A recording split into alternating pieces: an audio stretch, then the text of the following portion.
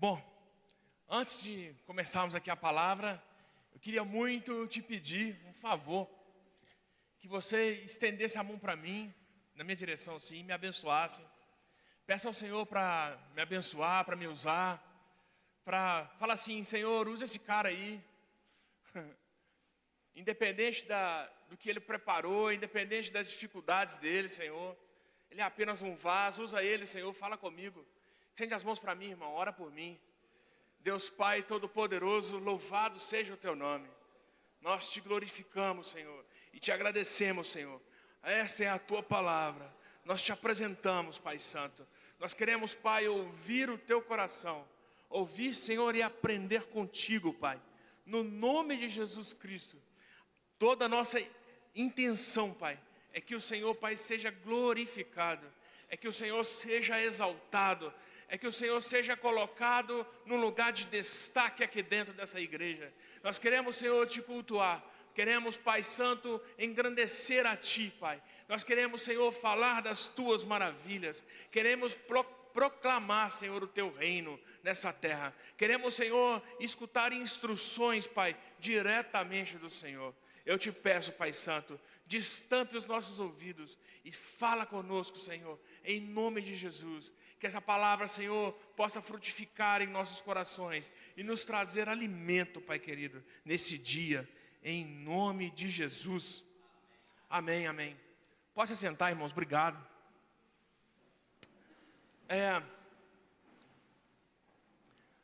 Achei bacana o Nilo falando aqui que essa semana Deus falou com ele, né?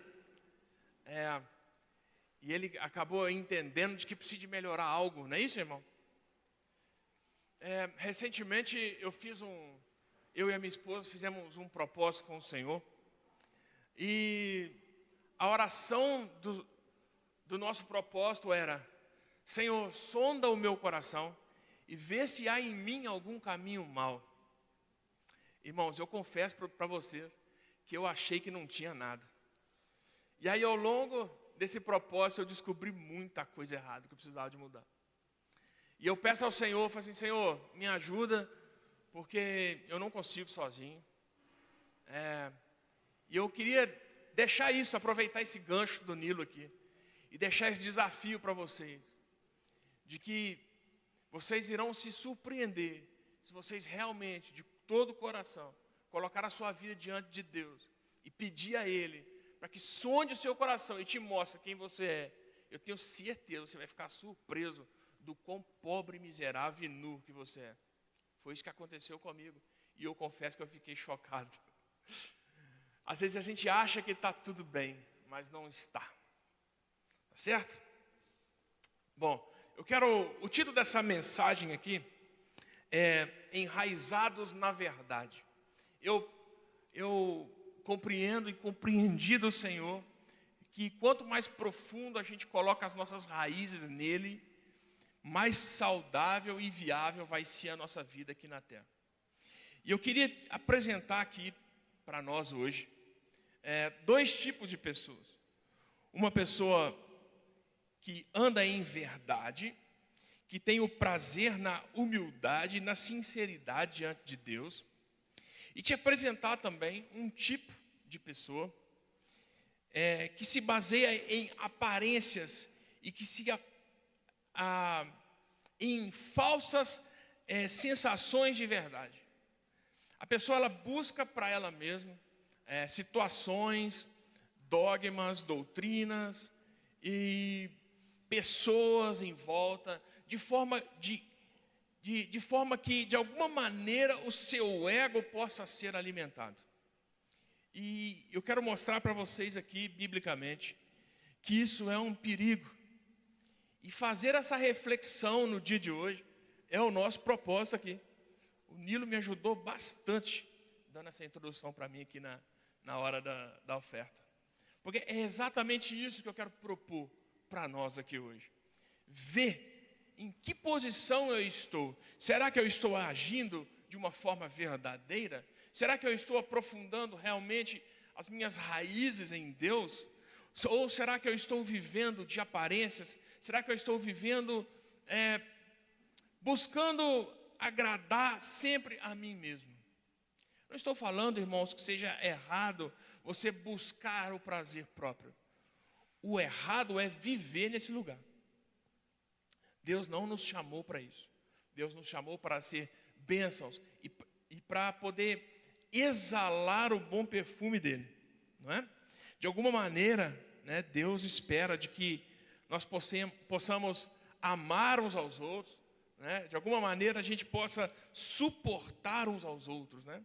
O próprio Jesus disse em João 17,15 que, olha, não rogo para que os tire do mundo, mas que Deus os proteja do maligno. É fato, irmãos, que nessa vida a gente vai ter tribulação, que a gente vai ter dificuldade. Mas as nossas atitudes diante dessas dificuldades é que vão discernir se somos cristãos verdadeiros ou estamos vivendo apenas de aparências. O primeiro texto que eu quero ler, esqueci de combinar os textos ali com os meninos ali do slide, mas eu torço que o Senhor te capacite aí, viu, meu irmão? O primeiro texto é Jeremias 17, 7 e 8.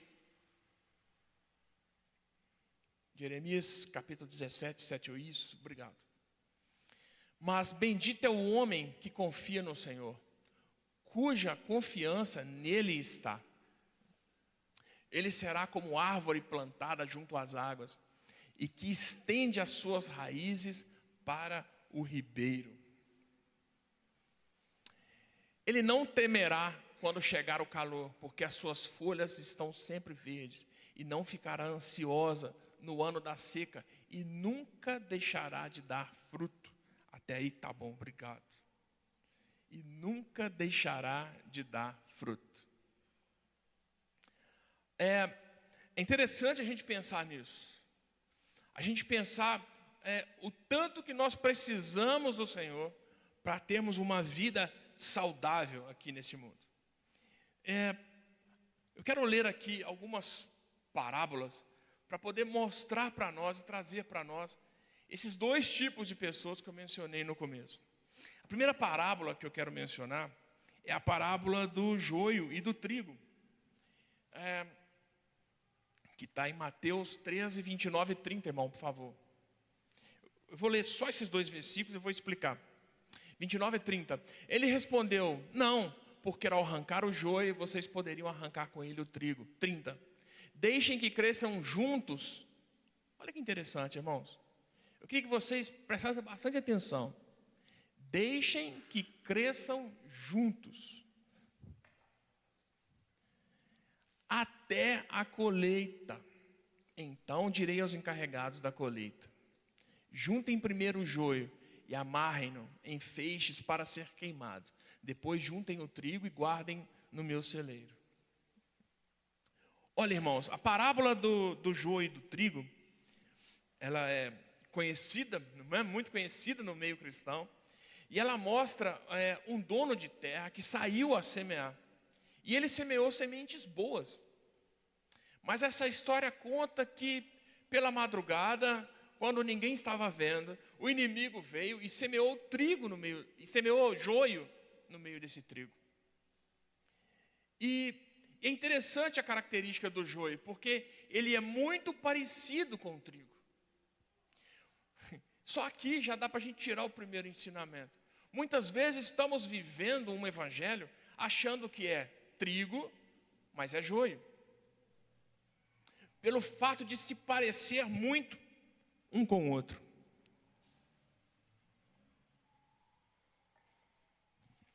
Estudando sobre a morfologia dessas plantas, se tiver algum agrônomo aqui ou engenheiro agrícola, que me corrija depois, por favor, porque a morfologia da planta eu estudei só no Google. Mas eu achei muito interessante estudar a morfologia dessas duas plantas. Eu achei muito interessante porque o trigo e o joio, eles se parecem muito enquanto jovem. Eles se parecem muito enquanto estão começando a sua vida no solo. Todo crente é assim, fala a verdade. Todo crente se parece um com o outro quando está começando, é ou não é? O que vai determinar se aquela planta, o o que vai deixar visível para que você identifique se aquela planta realmente é um trigo ou é um joio, é quando eles atingem a idade adulta. Quando essas plantas atingem a idade adulta, o trigo, por causa do seu fruto, ele se dobra, enquanto o joio permanece imponente, em pé. E aí você consegue ver as diferenças no fruto. Então, por causa do fruto, conseguimos identificar se é trigo ou se é joio. Assim também acontece com nós, com a gente, cristãos, nós cristãos. Porque só podemos identificar de fato quem procura ter uma vida com Deus, aquele que realmente, durante a sua caminhada, dá fruto. Mas aquele que permanece em pé, aquele que permanece com o nariz em pé, né, vamos dizer assim, é fato, você olha e vê, fala assim, olha, esse não é trigo. O que eu não sei, mas trigo não é não.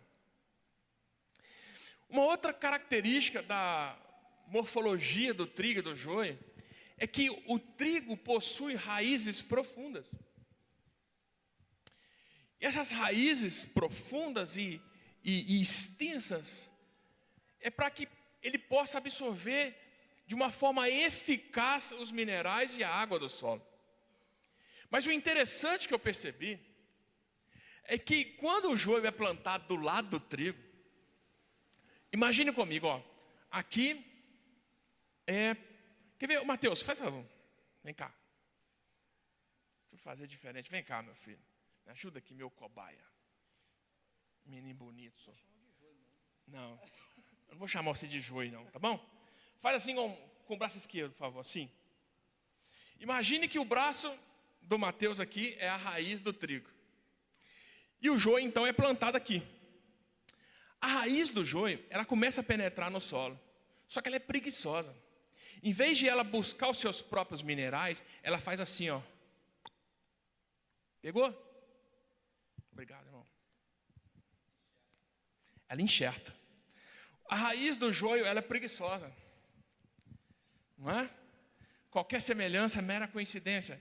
Mas aquele irmão preguiçoso, então a raiz do joio, ele enxerta na raiz do trigo. E ele suga então do trabalho do trigo. Então o trigo precisa de trabalhar dobrado. Ele precisa de trabalhar e buscar nutrientes para ele e para o joio. E é muito interessante você pensar assim, não é? E a gente percebe isso na nossa vida cristã, não é? E a conclusão que eu chego é que todo trigo tem um amigo joio.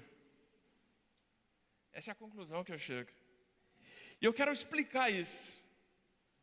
Todo trigo precisa, de alguma maneira, trabalhar dobrado para alimentar esse joio que está do seu lado.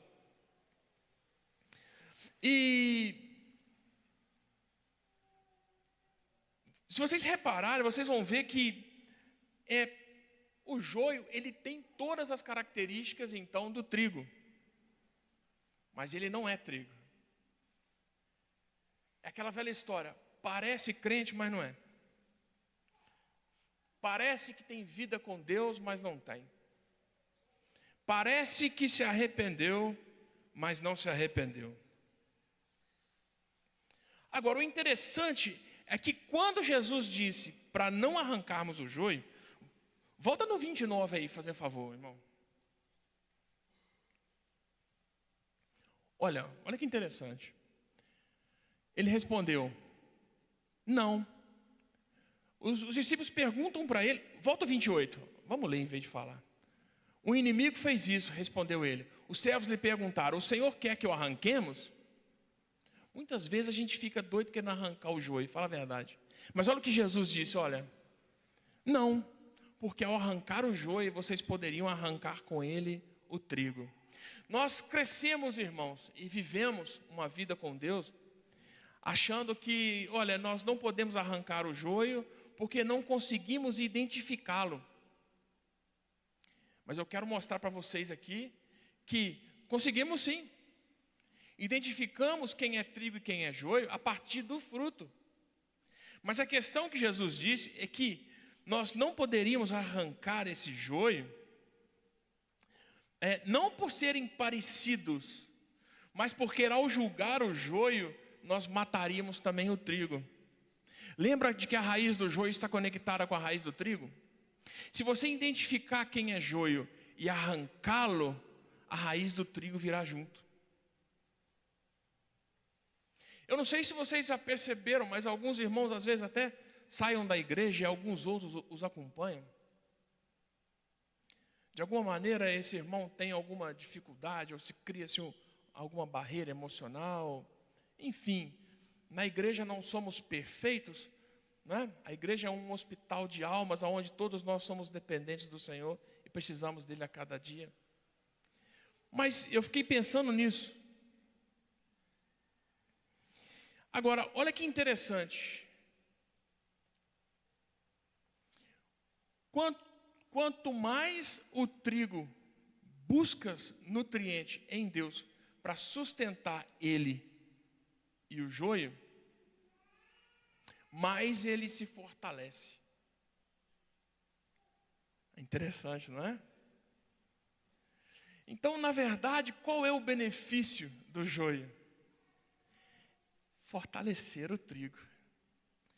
Então, irmãos, nós precisamos de ter essa caminhada, não com a intenção de julgarmos os irmãos, todos nós somos errados, mas compreendendo de que Deus quer que a gente ame uns aos outros, que Deus quer que a gente suporte uns aos outros. E é muito importante frisar aqui, não cabe a nós discernir quem é joio e quem é trigo. Não cabe, porque no nosso julgamento humano, nós corremos o risco de julgarmos errado.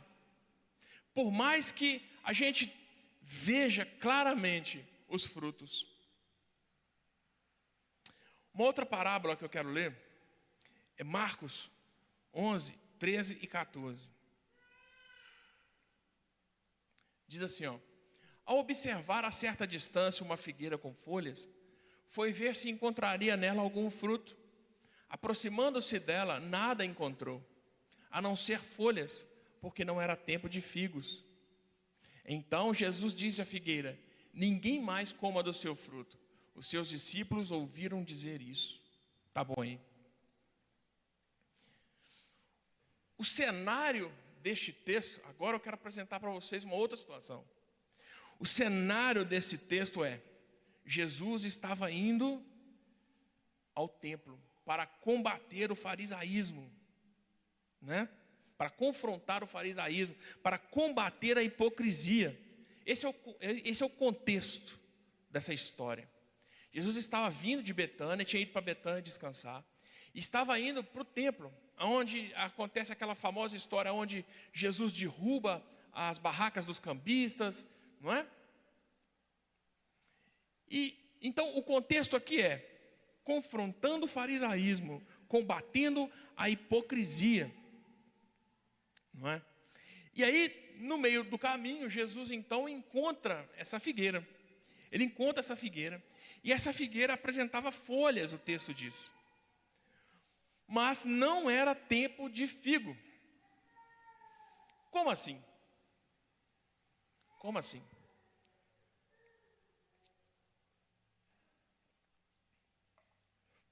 Não era tempo de figo, realmente.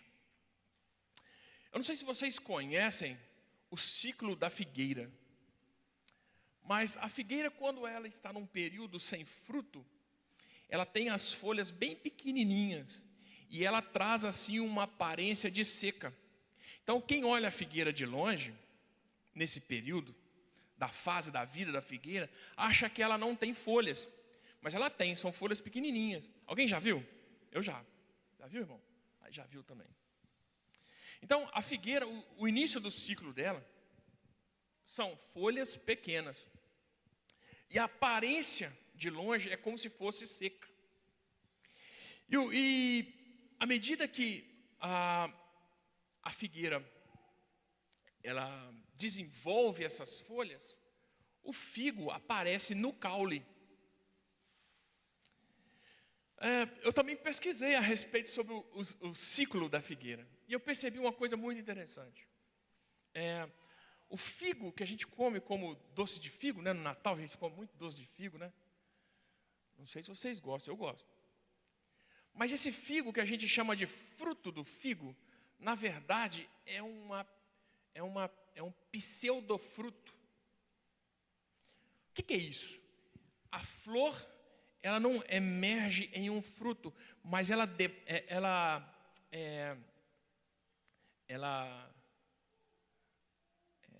esqueci o nome. Mas ela faz para dentro. Como é que é o nome? Ela floresce, isso. Ela floresce para dentro. Então, quando ela floresce para dentro, ela junta assim e forma o figo. Então, na verdade, o figo não é um fruto, é uma flor. E a gente cresce achando que é um fruto, né? E é interessante que quando essa figueira, ela forma essa flor, esse figo, vamos chamar de fruto, todo mundo conhece como fruto. Quando ela forma esse fruto do figo, as folhas da figueira, elas crescem. Então, é comum dizer, lembra que eu falei que o início do ciclo da figueira, ela de longe, ela tem uma aparência de seca. Mas quando você chega perto, você vê as pequenas folhas. Quando a figueira está cheia de figo, as folhas já cresceram. E por ser uma flor, o figo fica escondido atrás da folha. Por isso o texto disse que, vendo Jesus, que ela tinha folhas, ou seja, as folhas elas eram aparentes. A figueira, ela demonstrava que tinha figo, mesmo não sendo época de figo. E Jesus então chega para procurar figo nela e não acha. A grande questão não é se a figueira tem figo ou não tem figo. A grande questão é que a figueira apresentava ter figo, mas não tinha. E o contexto aqui dessa história é isso. É Jesus combatendo a hipocrisia. É Jesus combatendo os fariseus, falando: olha, por fora vocês aparentam ser, mas por dentro. E esse aqui é o cenário. Jesus então não encontra figo naquela figueira. E por isso ele amaldiçoa aquela figueira. Uma curiosidade que eu aprendi aí no ciclo da figueira é que só existe um inseto que faz a polinização da figueira. Pelo fato da flor desabrochar para dentro, torna-se muito mais complicada a polinização. E Deus, em sua infinita sabedoria, em sua majestade, criou um inseto chamado vespa do figo, que faz essa polinização. E essa vespa, eu achei muito interessante, porque essa vespa, quando ela se esforça para entrar dentro do figo, ela quebra as asas, ela perde as asas. Ela se machuca toda para entrar dentro do figo. E ela ali então bota os seus ovos e morre ali dentro. Deus é tão maravilhoso que o figo possui umas enzimas que, de alguma maneira, digerem essa vespa. E aí essa vespa, então, ela sai de lá, os filhotinhos, carregando o pólen daquele figo, para que quando chegar o dia dela procriar, ela possa polinizar o outra figueira. E é muito interessante que, para gerar então um fruto nessa figueira, foi necessário o sacrifício de uma vespa. Interessante, não é? Muito bem. Jesus então se aproxima dessa figueira e percebe então que se trata de um vegetal fariseu. Por fora de um jeito, por dentro de outro. Agora, irmãos, Tanto essa figueira quanto o joio são exemplos de pessoas que baseiam o seu cristianismo em aparências, que se baseia em falsas sensações de verdade. Não é? São exemplos de pessoas que, olha, parece trigo, mas não é. Não é? Parece que tem fruto, mas não tem.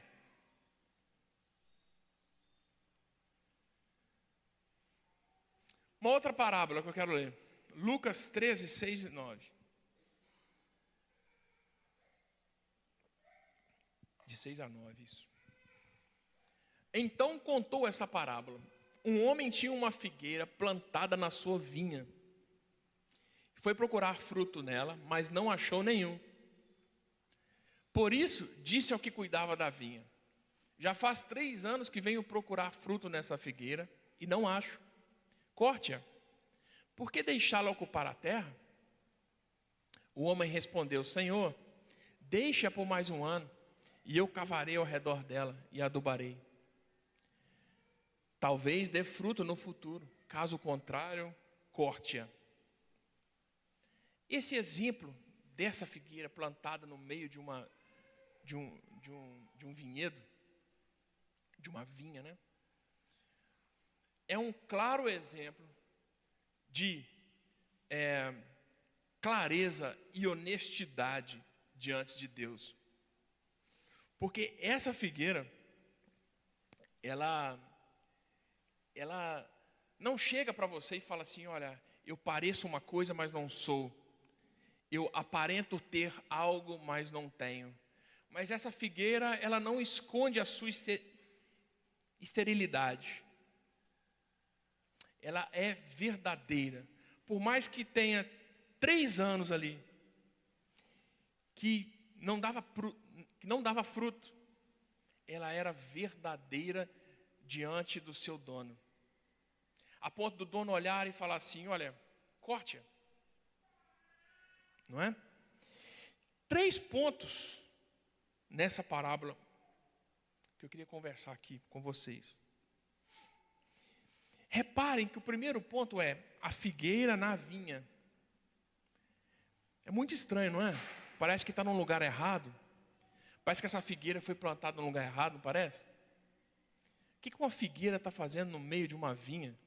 Uma figueira está fazendo no meio de um monte de pé de uva. Esse é o primeiro ponto. Segundo ponto. Há 3 anos o texto diz. Ou seja, ela está ali há um tempo considerável que já era para ter dado frutos. Não é? Terceiro. Cavar e adubar. Qual é a importância disso? Então, ao contrário da figueira sem fruto, que era enganadora, essa figueira na vinha é verdadeira. Ela mostra as suas fragilidades. Olha como eu sou. Eu estou plantada no meio estou plantada num território que ninguém se parece comigo. A figueira olha para um lado e para o outro e só vê uva. Mas ela não esconde a sua fraqueza. Ela mostra para o dono da vinha: olha, eu sou estéril. Ao contrário do joio, que é usurpador, né? Que suga as energias do trigo, essa figueira não. Essa figueira, a raiz dela está bem plantada. O texto mostra que o agricultor, ele se oferece ao Senhor em escavar a raiz. A raiz está profunda.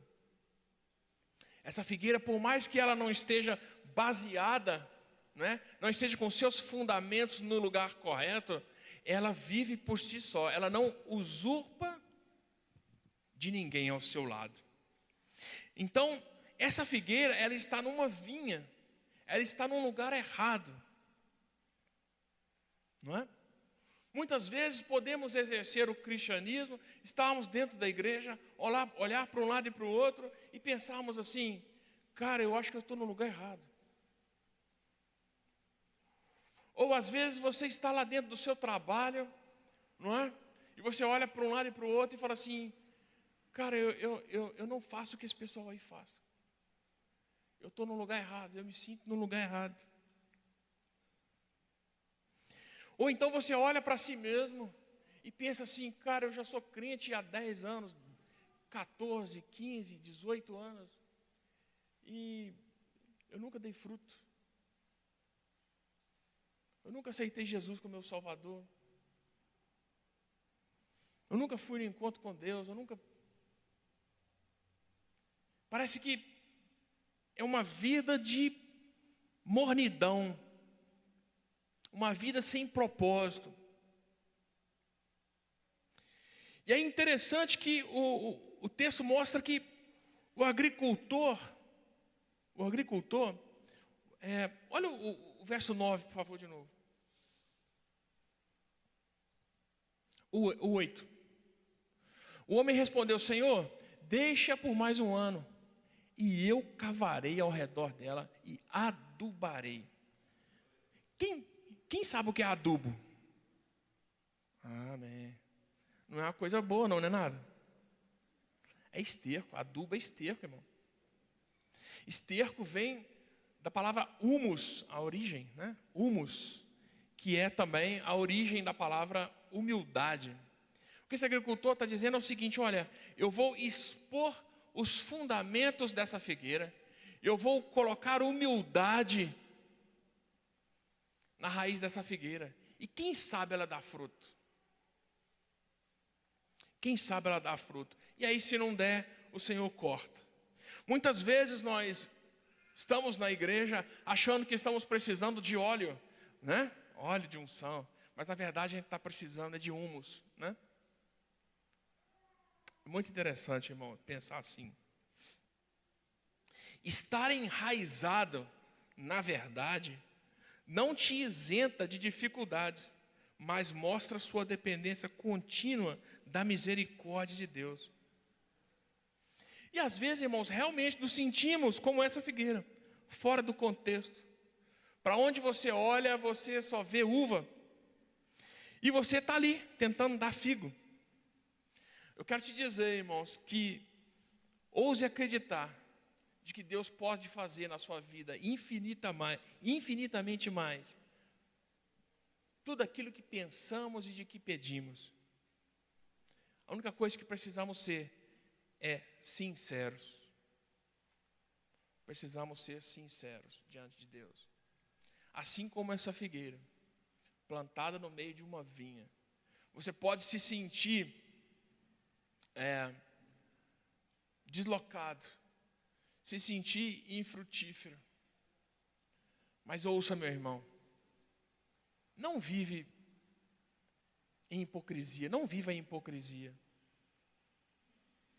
Não tente demonstrar algo que você não tem.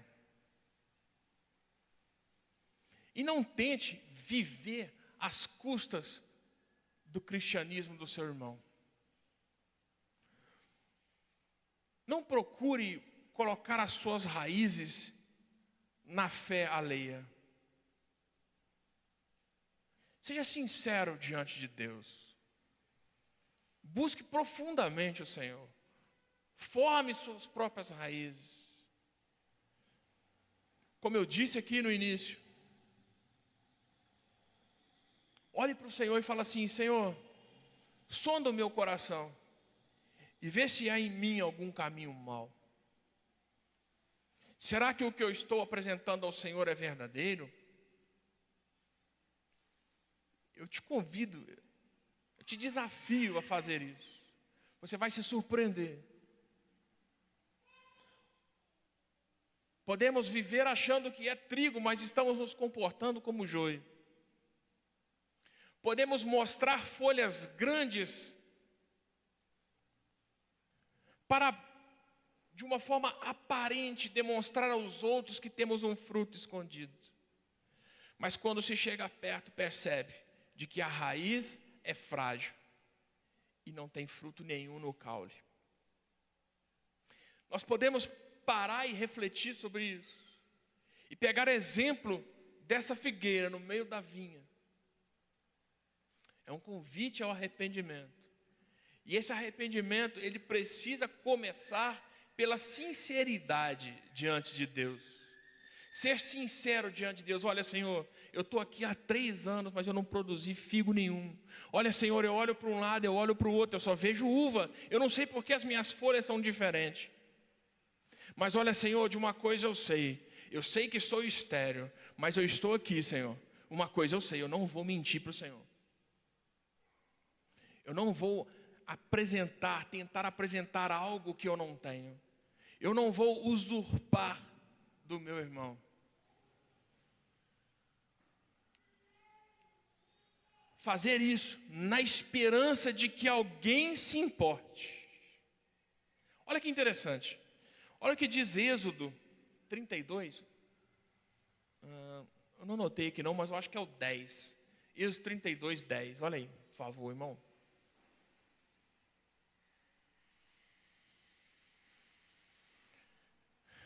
Nesse contexto aqui, Moisés está conversando com Deus. E o povo tinha adorado um bezerro de ouro. Olha o que diz, ó. Disse-me, deixe-me agora, para que a minha ira se acenda contra eles. Isso é Deus falando. E eu os destrua.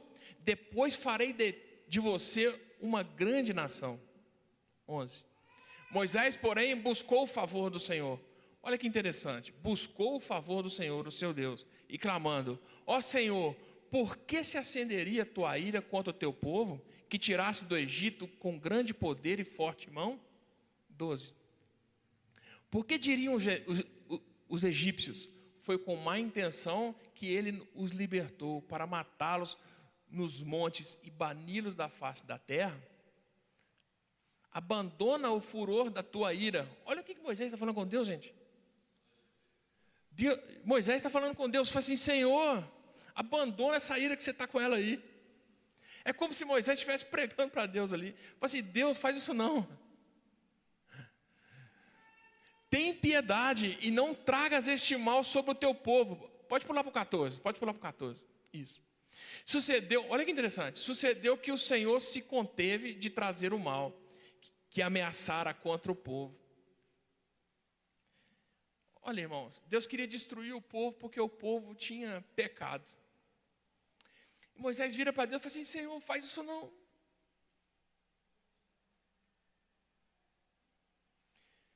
E Deus então se reteve. Fala assim: tudo bem, Moisés. Se você ler todo o texto de Êxodo, você vai perceber de que realmente Deus destruiu todo aquele povo.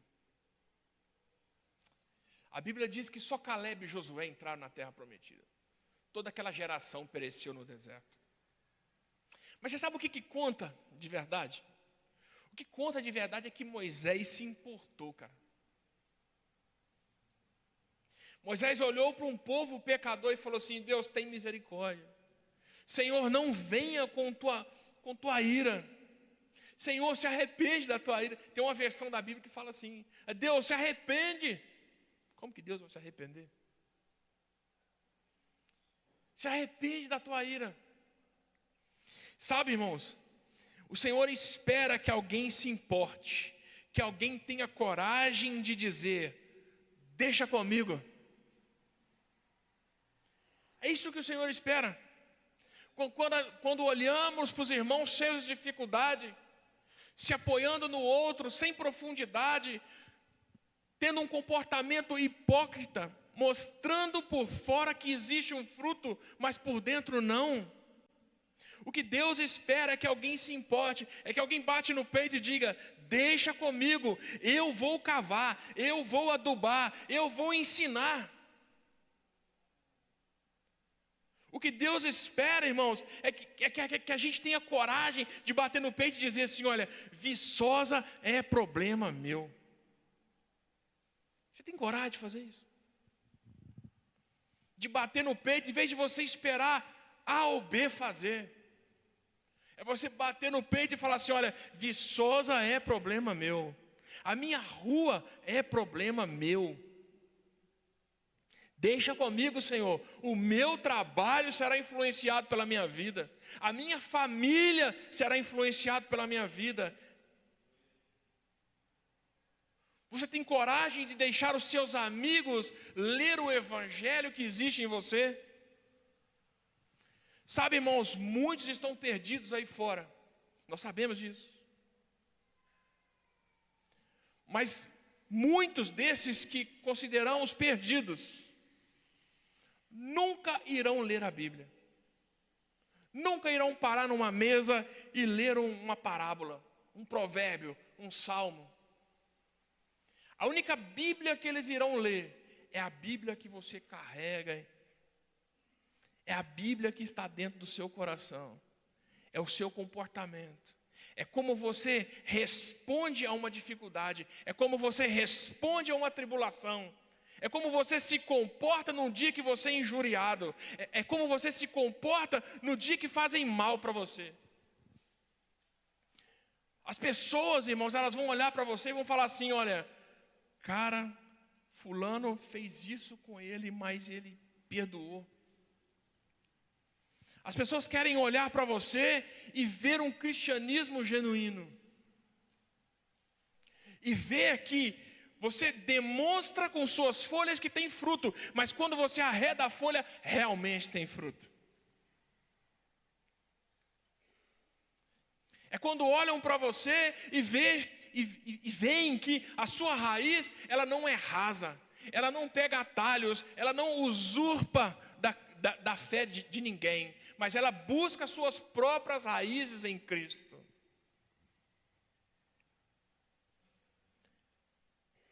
Muitas vezes, irmãos, a gente, eu não estou falando aqui que é errado a gente pedir um irmão para orar, para vir, nos abençoar. Não, irmão, isso é bíblico. A questão é viver nesse modo de dependência. Tem gente que não consegue aprofundar suas próprias raízes e vive em cima dos ombros de outras pessoas. E esse comportamento é que é ruim. É viver dessa forma. A popularidade pode ser de uva, mas Deus te chamou para dar figo. Podemos até dizer assim, irmãos, olha, isso não é para mim, isso não vai dar certo. Por mais que eu me esforce, eu não consigo me parecer. Mas precisamos ter coragem de deixar alguém chegar e expor as nossas raízes e colocar humus nelas. Eu vejo muitas pessoas que passam por tantas dificuldades, por tantas lutas, mas não têm coragem de conversar com ninguém. Ficam extremamente fechadas. Não faz uma terapia, não conversa com um irmão, não se abre com ninguém, e vai só guardando aquele sentimento, aquela angústia, aquelas dificuldades. Não tem coragem de deixar as raízes serem expostas, para haver um tratamento. As pessoas não se abrem.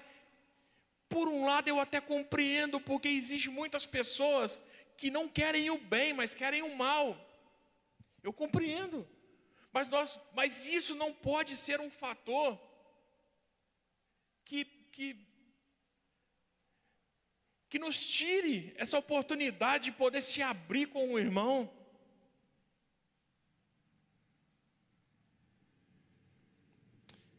Você tem coragem de chegar para um irmão chegado, que você sabe que é pessoa de Deus, e falar assim: irmão, me ajuda porque eu pequei. Você tem alguma pessoa dessa na sua vida? Se você não tem, irmão, ore ao Senhor e tenha. Viver um cristianismo aparente é muito ruim e danoso e vai nos levar para o inferno. Nós precisamos de ter um cristianismo verdadeiro diante de Deus, diante das pessoas. E não viver de uma forma aparente. Quem não se deixa ser tratado não consegue estender suas raízes. Não cresce. E corre o risco de ser arrancado, amaldiçoado.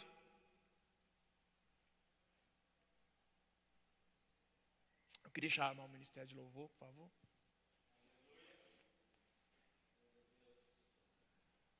Nós não podemos viver desse jeito, viver com esse medo de que a gente não pode se abrir com ninguém, que a gente não pode falar nada com ninguém. Nós não podemos viver um cristianismo dessa maneira. Precisamos ter coragem, e a minha oração para trazer essa mensagem aqui hoje foi pedir ao Senhor para que enche o meu e o seu coração de coragem para isso. Porque todos nós, irmãos, precisamos de conserto. Todos nós precisamos de uma porção de coragem para poder virar para o irmão e falar assim: meu irmão, põe a mão na minha cabeça, ore por mim porque eu pequei. É esse tipo de cristianismo que eu acredito.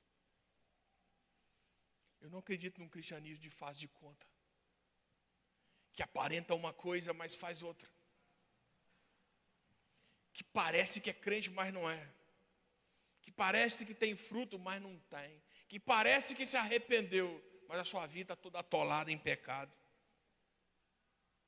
Vamos ficar de pé, irmão. Se apresente, meu querido, com sinceridade diante de Deus, que no tempo certo o fruto aparece. No tempo certo a sua raiz se aprofunda.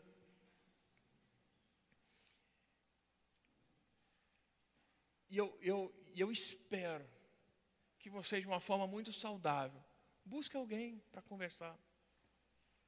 Fala assim: irmão, me ajuda. Você sabe por quê, irmãos? Porque quanto mais a gente esconde pecado, é prejudicial para nós mesmos. Porque pecado não confessado vai te levar para o inferno. E eu não sei você, mas eu tenho um temor muito grande com isso. E quando eu peco, eu falo assim: Senhor, tem misericórdia de mim. Enquanto os meninos cantam aqui uma canção, eu queria que você fechasse seus olhos e pensasse nisso. Pensasse e pedisse a Deus, falasse assim: Senhor, me ajuda. O que esse irmão falou aí, Senhor, parece que é para mim. Parece que é para mim esse negócio aí, Senhor. E eu não sei o que fazer com essa palavra. Me ajuda, Senhor. Eu preciso consertar essa área, preciso consertar essa outra área. Eu não quero viver de aparências. Eu não quero demonstrar que eu tenho algo sem realmente ter. Eu não quero viver da fé do meu irmão. Eu quero ter a minha própria experiência com Deus. Senhor, eu possuo pecado, Senhor, que eu quero me arrepender diante do Senhor. Mas eu quero, Senhor, também confessar a alguém. E eu te peço, Senhor, me mostre essa pessoa. Em nome de Jesus Cristo. Em nome de Jesus. Enquanto eles ministram essa canção, pense nisso. Ore a Deus. Eu só quero te amar. Eu só quero ver tua face. Quero tocar teu coração. Eu só quero te amar. Eu só quero ver tua face. Quero tocar teu coração. Preenche esse lugar. Meu amor.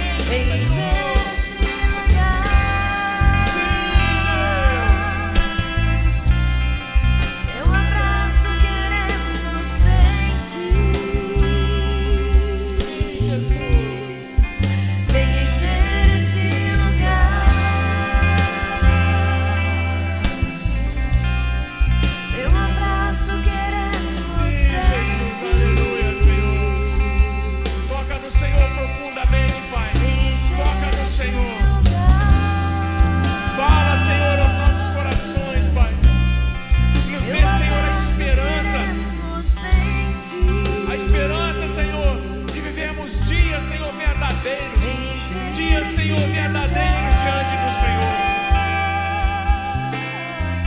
Não queremos, Pai, ser hipócritas, mas queremos, Senhor, olhar para o Senhor. Olhar para o Senhor, Pai, e vermos, Senhor, quem somos de verdade. Em nome de Jesus Cristo, Pai. Como Isaías disse: sou um homem de lábios impuros e ando no meio de um povo de lábios impuros. Ai de mim, Senhor. Nós queremos, Pai Santo, confessar diante do Senhor. Confessar, Senhor, diante do Senhor as nossas misérias. Confessar, Pai, diante do Senhor, porque somos pecadores e temos dificuldades, Senhor. Dificuldades em andarmos em verdade.